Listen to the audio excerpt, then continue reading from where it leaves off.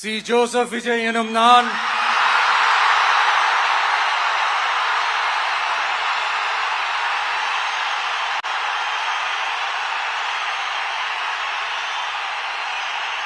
சட்டப்படி அமைக்கப்பெற்ற இந்திய அரசியல் அமைப்பின்பால் உண்மையான நம்பிக்கையும் மாறா பற்றும் கொண்டிருப்பேன் என்றும் இந்திய நாட்டின் ஒப்பில்லாத முழு முதல் ஆட்சியையும் ஒருமையையும் நிலைநிறுத்துவேன் என்றும் தமிழ்நாட்டு அரசின் முதலமைச்சராக உண்மையாகவும் உளச்சான்றின்படியும் என் கடமைகளை நிறைவேற்றுவேன் என்றும்